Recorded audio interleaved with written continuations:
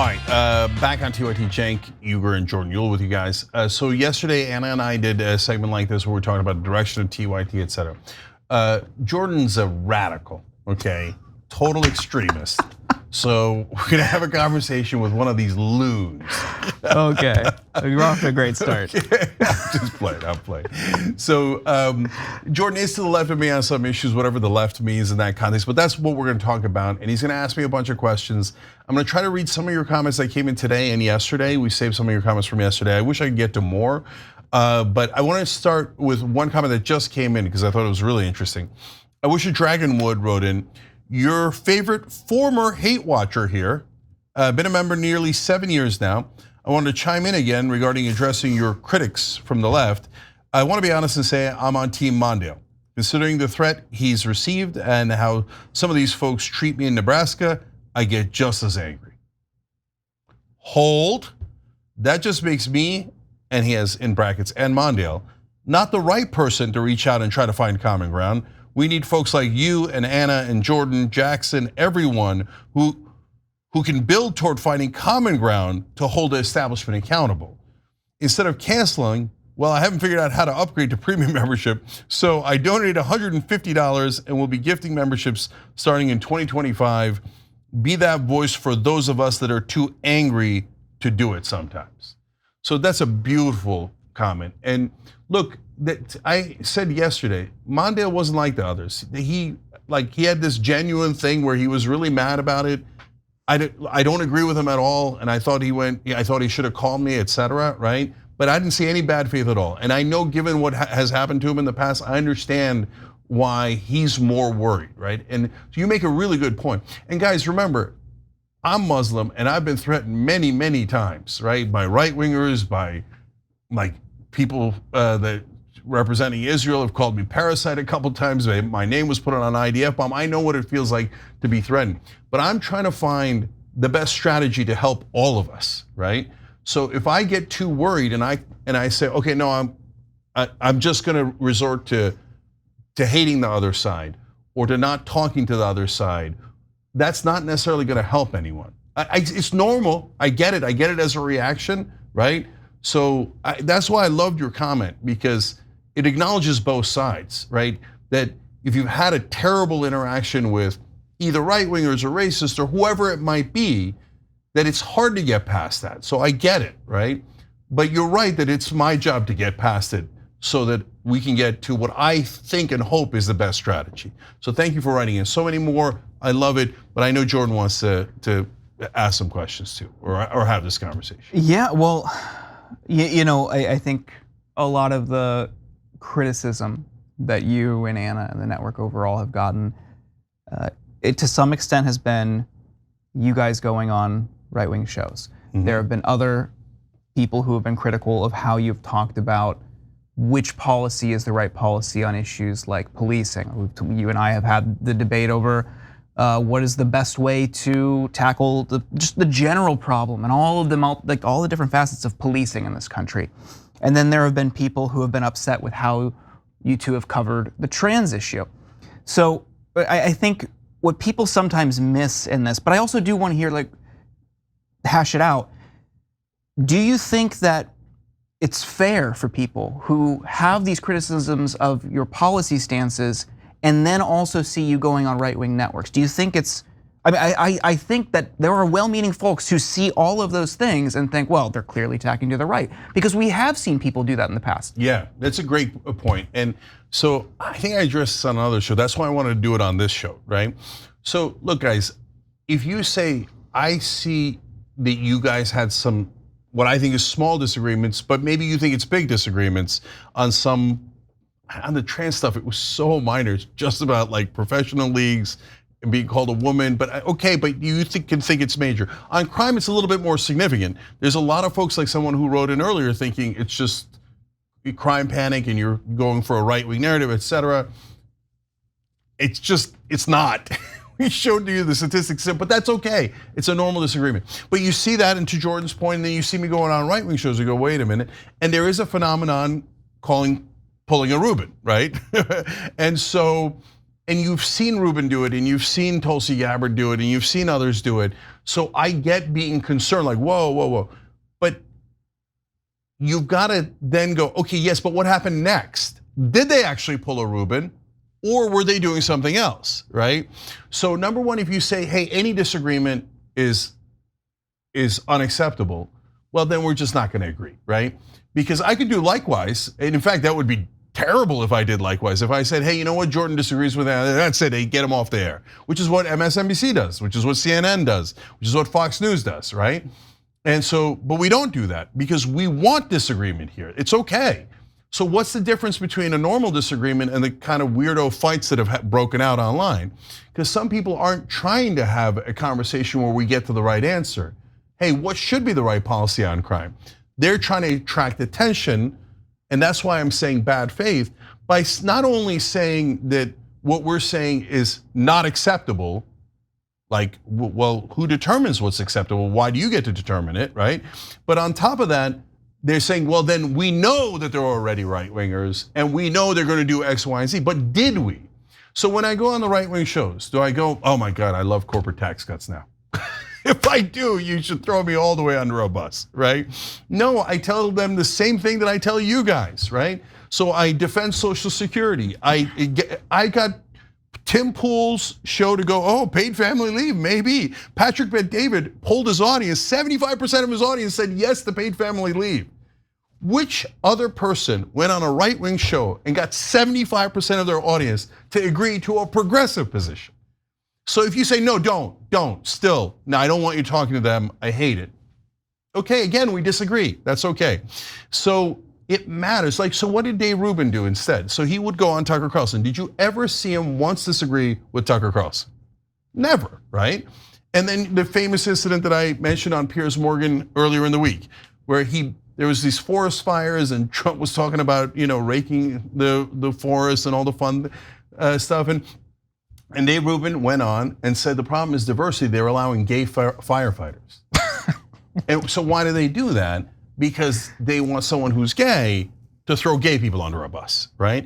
And then the guys that I loathe the most are like the Muslim guys who are the reformers. They're actually reformers in Islam. And by the way, I'm atheist, right? So like I'm totally open to that reform conversation, right? And I'm totally against violence, etc.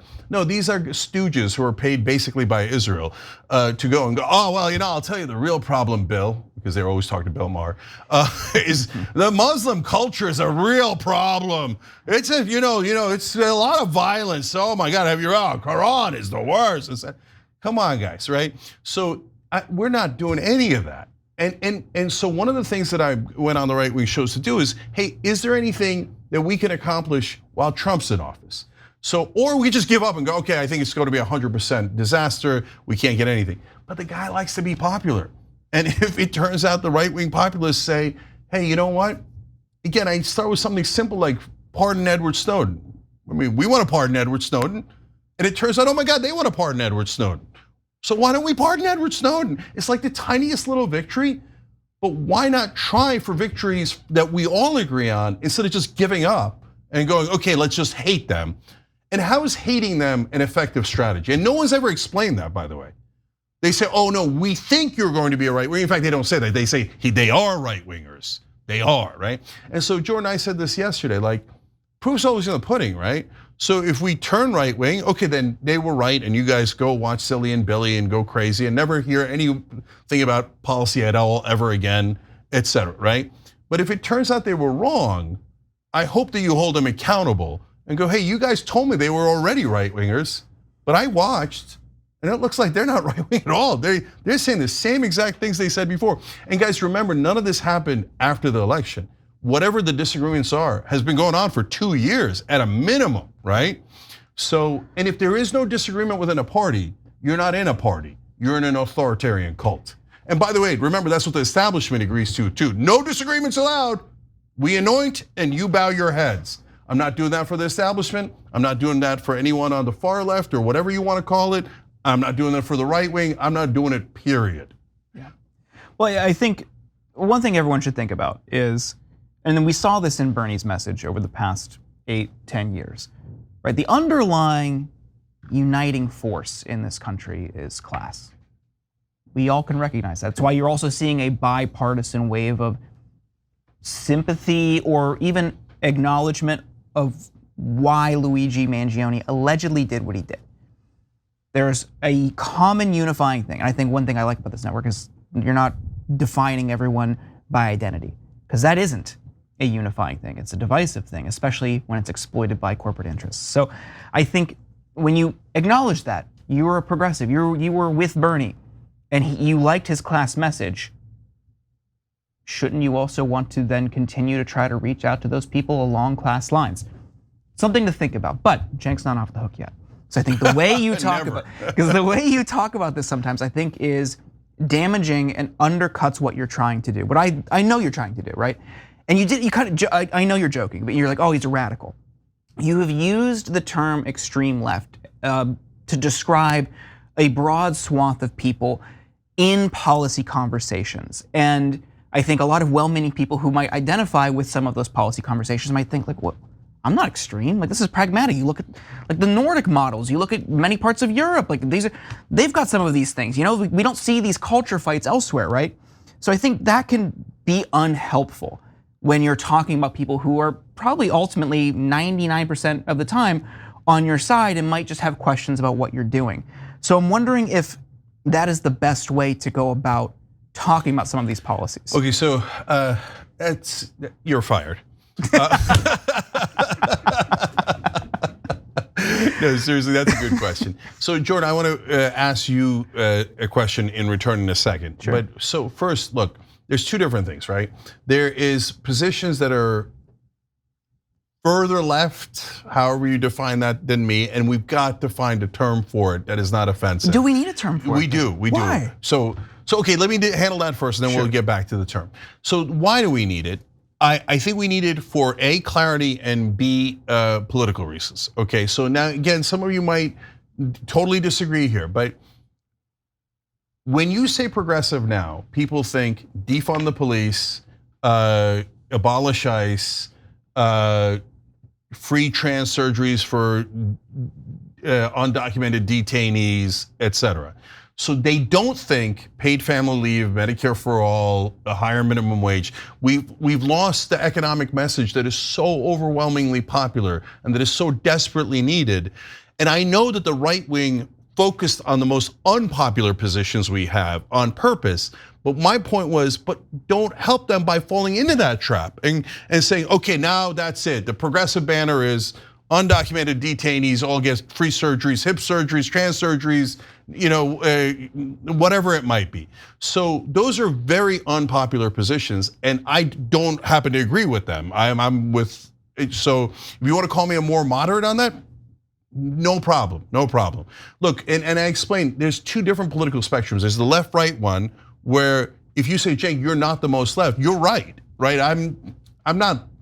See, moderate's become such a terrible word. These words matter, right? Because moderate used to mean a normal person that's in the middle of the country. But mainstream media turned moderate into corporate douchebag, right? So now if you call yourself a moderate, people are like, oh, okay, which corporation do you represent, right? So, but there are people who are actually closer to the center, right? So am I center left? Hell yeah, I'm on the left. There's not even within a, as any right winger, as any mainstream person, as any established person, we're on the left. But am I as far as some others? No, I'm not.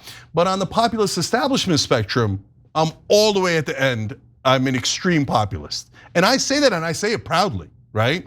And so, and we had somebody on our Operation Hope Town Hall on Wednesday say, I bought wokeleft.org and radicalleft.org because I'm so proud of it. Yeah. Right, God bless, that's great, that. right?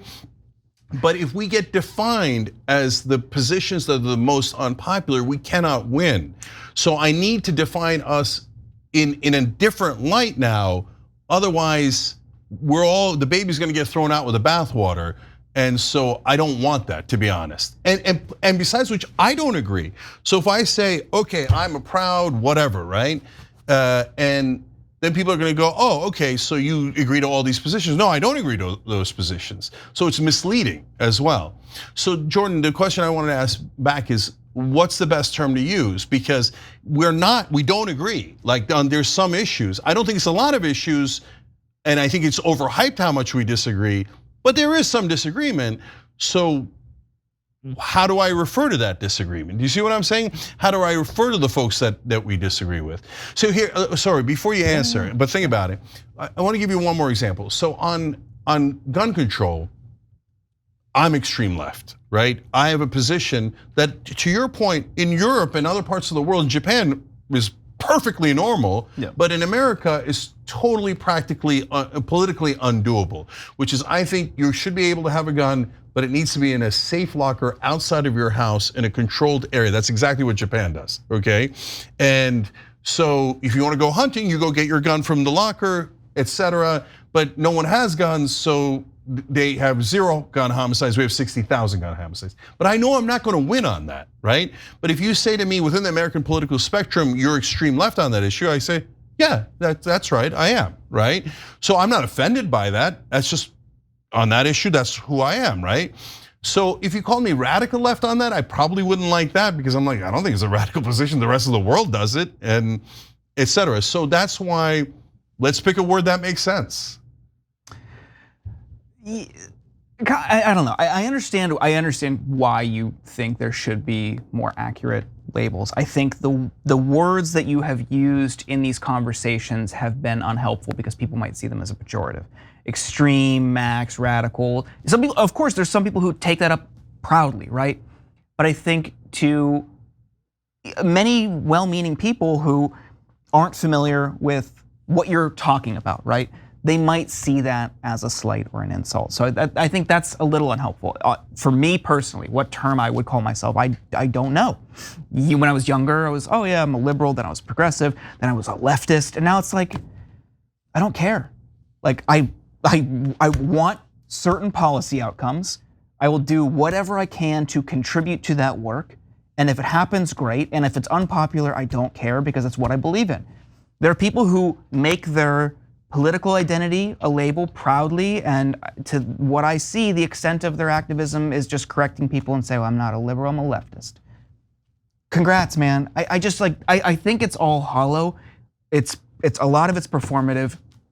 I'd like to see a multi-party system where maybe I do have a label and a party that fits into it. But I think in our current system, a lot of that's subjective and people could misinterpret it. So I do think it's undercutting what I know you're trying to do, and I don't think it's the most useful. Yeah, so I hear you, and that's another fine disagreement to have because I need to distinguish it. If I don't distinguish it, we're all in the same boat with the most unpopular. And in fact, again, back to the gun control example, I would, like if I'm talking about it, I'd say, look, let's say I'm on a right-wing show or a mainstream media show or something. I'd say, yeah, I'm extreme left on gun control, but I know I'm not going to win. And why do I say that about my own position? Because I don't want to hurt the rest of the party, the rest of the movement by attaching a super unpopular position, right or wrong. Obviously, I think it's right, it's my position. It works for the rest of the world, right? And so, but I don't want to attach that unpopular position to paid family leave and Medicare for all. You see what I'm saying? So, but that requires a little bit of, recognition of of what your positions are and what's popular and what's not popular. Mm-hmm. And when Justice Democrats ousted me, and there I could have caught a lot of feelings, right? And I could have said, screw these guys. And I could have said, don't donate to them, don't help them. And I didn't. I said, eyes on the prize. They got to get elected so we could win on policy, right? And so, do you see the others doing eyes on the prize? Guys, let's make sure we win so we could win on policy so your lives can improve? Or do you see a lot of, I'm better than him, I'm more pure, etc. And then I was using max lefts, I was trying that one. Mm-hmm. And then I got pissed and I went back to radical left. And the reason is because the guys who are making those, the bad faith arguments, they are radicals. They're saying, if you don't agree with me 100%, you shouldn't even be allowed to talk. You shouldn't be allowed to have that freaking opinion, and you're definitely a right winger, and you're racist, and all these other things. That's so extreme and radical as a way of conducting yourself, right? So, but I hear you. I'll walk that back. Well, okay. I also don't want to discount. Then there were people who were angry. Yeah. Let's take the trans issue. I think that's one where like you and I definitely don't agree, right? Mm-hmm. I think there's like I know there's like the core rights. I think you're on board with. I would hope so. Yeah, 100%. But then there's other things like the extremely like politically unpopular things, right? So this wasn't her like campaign, Trump, it was his policy, but it became a lightning rod issue. The gender affirming care for undocumented people. It's like a buzzword of all these things that are just designed to trigger like the independent or moderate or Republican voter. I don't care about that. It's just like, and I think if you're going to go out at a time where it's going to get even worse for trans people, and you have people like Matt Walsh in front of the Supreme Court saying like, we're not gonna stop until we erase all of trans existence. Now, I'm not saying you're on that side. I'm saying at a moment like this where it gets really difficult and it's going to get harder for people, I think a lot of people are concerned and wondering why even talk about things like this that aren't even really up for debate right now, because it could just play into the right's hand. So a couple of things about that. Number one, it's funny that you mentioned Matt Walsh, because I tore into him on that exact issue, on that speech about the Supreme Court, because I'm like, okay, so you went from pretending that it was only about these like professional sports or high school sports, to all of a sudden you want to erase all trans people, right? So I told you the radical right actually hates trans people, and this is all a way of riling up hatred against the trans. And so then Matt Walsh is like, see, Cenk Uygur's not on the right. I'm like, I told you. Told you I'm not on the right, you knucklehead, right? And they're like, oh, and then some right wingers are like, oh, Matt Walsh owned you. I'm like, own me for what? Yes, I own me by stating my opinion correctly. I'm not in favor. Matt Walsh is a douche extraordinaire, okay? As bad as it gets. But guys, so like when I go on the right wing shows, Jordan, and you'll see this on Trigonometry and on a couple other shows where we got into this conversation. I go, hey, listen, guys, I agree with you on the professional sports, right? And then they go like, oh, okay, good, right? And so some people might hate that. Then I go, but you guys agree that trans should have same constitutional rights as any American, right? To employment, to healthcare, to housing. And they go, oh yeah, of course, constitutional rights. So they get tons of right wing hosts have now said, because of those conversations, well, of course, constitutional rights, yeah, that makes sense. Which other left-wing hosts got a bunch of right-wing hosts to say, yeah, of course, trans constitutional rights, right? So that doesn't mean they became angels overnight. That doesn't mean they're gonna let go of this issue. Then we get into a debate about high school sports, because I'm on the extreme left on high school sports, right? Because I said, what are you gonna do, check their genitalia? So you're gonna find 7 kid, they're like, what if your daughter was in second place?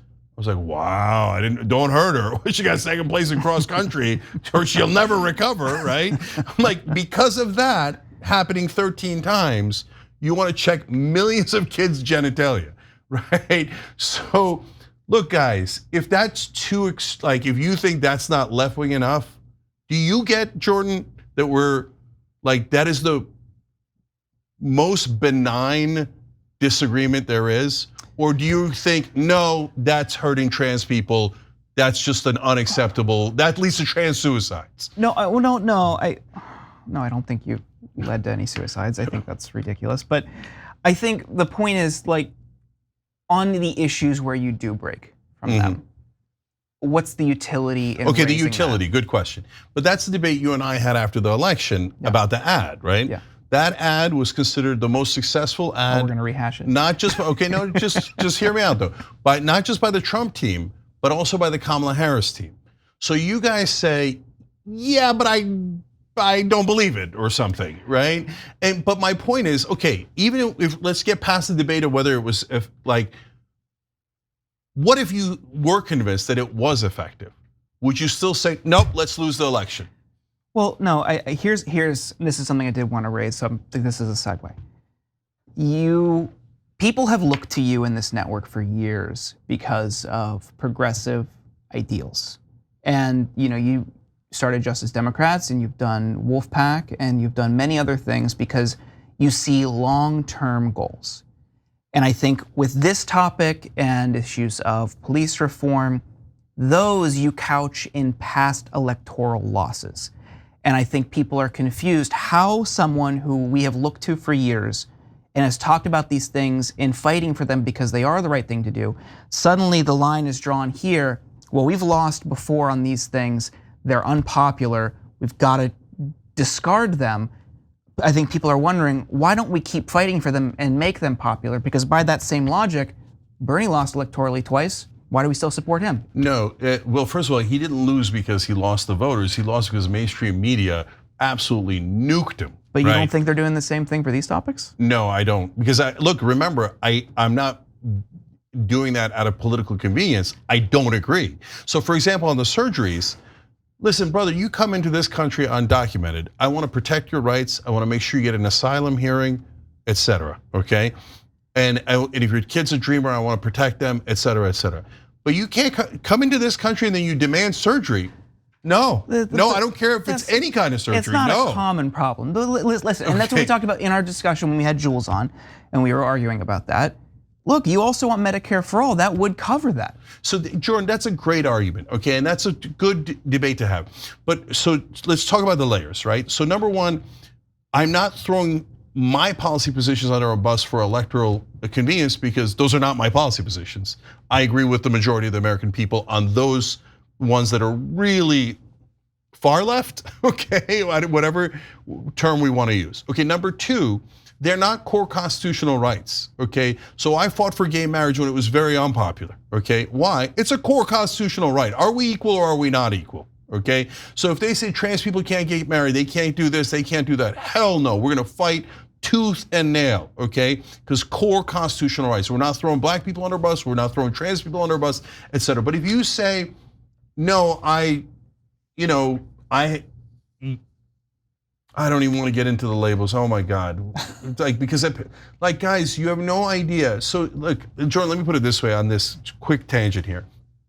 That legendary Anna tweet of like, hey, I want to be called a woman instead of a birthing person. First of all, I have seen birthing person at the doctor's office. They started saying instead of women, birthing person.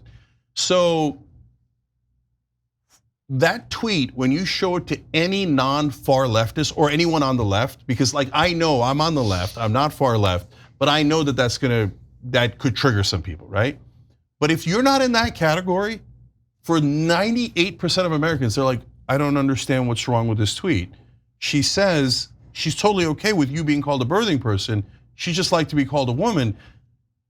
Like if you don't get that, that seems enormously obvious to 98% of Americans, you might be in a bubble. You see what I'm saying? You're in this bubble and you think like, no, everybody's, like this is an outrage. That is not an outrage. And so if you don't get that that's not an outrage, you're gonna lose all the elections. You're gonna lose them all, right? And so, and if you say, hey, I'm gonna lose them, even though it's not a constitutional right, by the way, to be called a birthing person, but she says, and I say, you can be called a birthing person.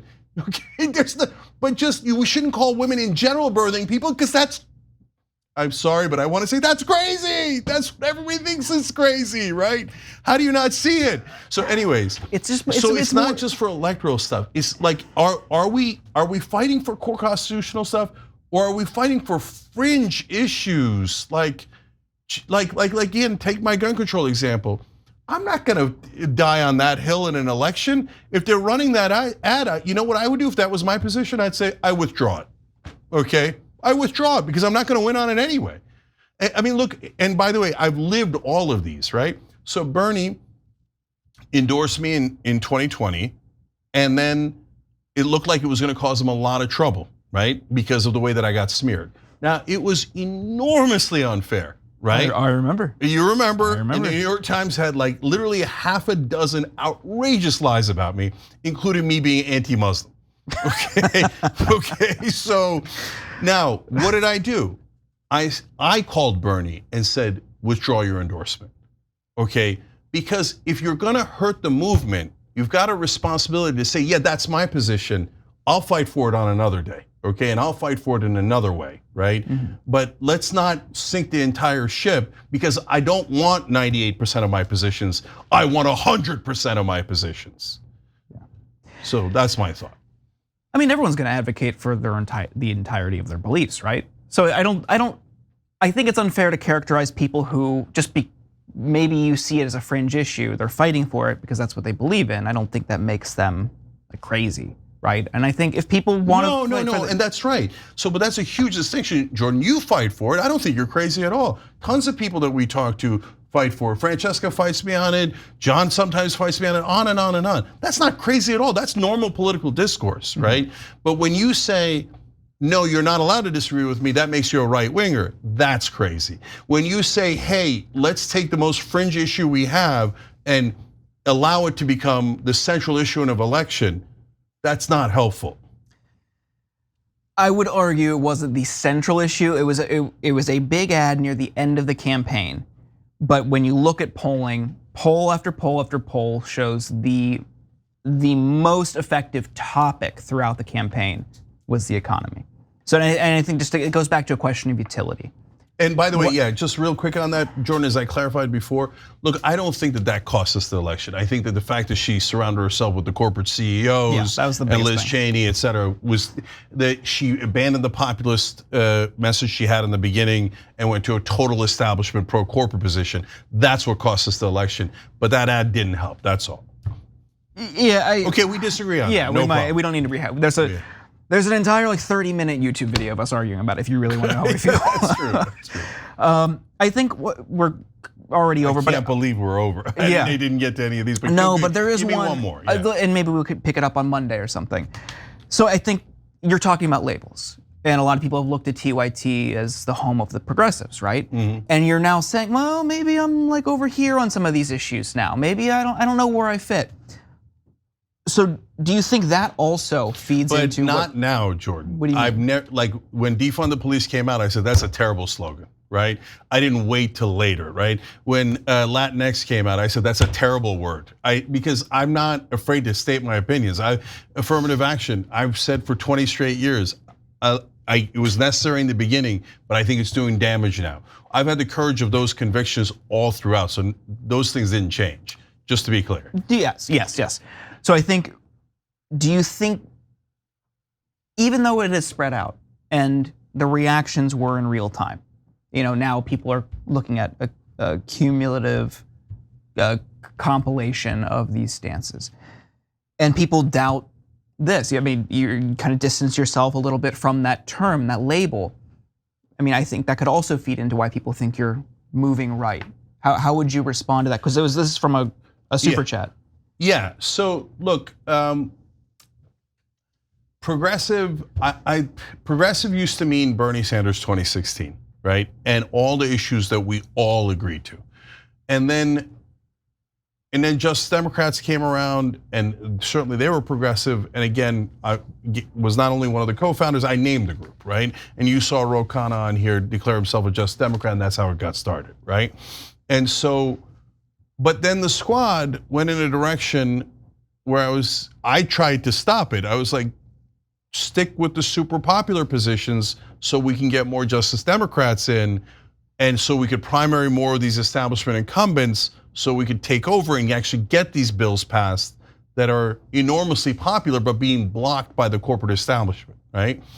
But so when they went into defund the police direction, and actually it began during the campaign, and to be fair to AOC, she went with abolish ICE, and I thought that was a bad idea, but I didn't run the campaign, she did, and it worked for her. She actually used it really effectively against Crowley in a debate. So when I see something that I don't agree with work, I acknowledge it right away. She busted him up in that debate on abolish ICE, okay? So but overall on the national scene, abolish ICE is a terrible slogan. And what people say is, no, we're not stopping people from having any border patrol. We're just going to redirect it to another agency. But then why did you name it abolish ICE? Because people then think that there are no borders, right? So don't do that, it's not helpful. And so then it became more of those positions that I think are far left that everybody started associating with progressive. So when you ask somebody what's progressive, they would go, trans people playing in professional sports and abolishing ICE and defunding police, et cetera. I'm like, well, brother, we lost the thread, right? We lost the plot. So what I would love to do, and I often call myself a progressive populist now, okay? Because I'm trying to resuscitate, in my opinion, the word progressive because it means so many wonderful things that I want to get back to, right? I'm adding populist as a distinction between the far left social issues and the economic issues that unite everybody. Yeah, no. look, we're not going to agree. And that's the, I also, You're fired. Yeah, right, but it's like I asked a couple of friends who have like asked me questions over the past few months, like, what's happening there? It's like, do you guys have anything? What do you think I should ask him? Because I told him this is going to happen tonight. And the first question was, oh, is there going to be any retaliation for certain questions? And it's like, no. That's what drives me crazy. Like now this is my 18th time saying it. I'll say it one last time, a couple of things, and then we really got to go. Yeah. So guys, there's nothing wrong with disagreement. Nothing. If we shut down disagreement, then we become authoritarian, okay? I'm saying the exact opposite. Do not shut down disagreement. Do not just say, and they say, oh, well, you're using far left or whatever as a pejorative. Brother, you called me a right winger for a 2% disagreement. So who's using the wrong labels, right? So, and to me, the bad faith lying about how they're already right wing and they're all that stuff, that to me disqualifies the person from having a legitimate conversation, because then you're not trying to have an honest disagreement, you're trying to have a dishonest disagreement, and right? People need to recognize the incentives that come along with the laziest and most bad faith interpretation of disagreements online, especially in a creator economy. It's out there. The incentives are clear. You know what they are, and you know why people do what they do and say what they do. If a disagreement, which we've had often, totally fine. Misrepresenting it, lying it, that's you. And by the way, look, there's also audience capture. And audience capture sometimes happens not because your whole audience wants it, but because the loudest people in the audience want it, right?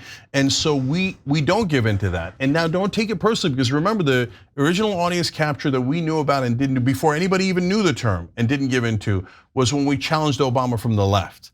And Obama, a lot of people who loved Obama and they saw us fight for him against John McCain, against Bush and Cheney, and against Hillary Clinton, if you remember. We supported Obama in the very beginning of the primary, before anyone did, before any politician did, against Hillary Clinton, right?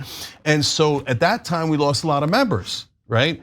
But that's okay, because we weren't gonna do audience capture. We were gonna do the right thing. So in this case, though, the other part of the problem with audience capture is the majority of the audience doesn't necessarily agree with the loudest voices in the audience. So sometimes they drown out a lot of folks who are just watching the show or who are members who are like, well, I don't really agree, but they're yelling really loud and I don't want to disagree with them because they're going to yell at me and I don't want to get yelled at. So in a sense, I'm standing up also for the people in the audience who go, well, I kind of agree with them, but I don't want to say anything because I know I'm going to get my head taken off if I say it publicly, right? So, and somebody's got to stand up for those folks too. And so, look, but last thing is, as I think I said yesterday, look, guys, I get that if I'm calling somebody radical left or extreme left, and you've heard right wingers use that term, you start to wonder, and that's why we're doing this. Hey, wait, does he mean me, right?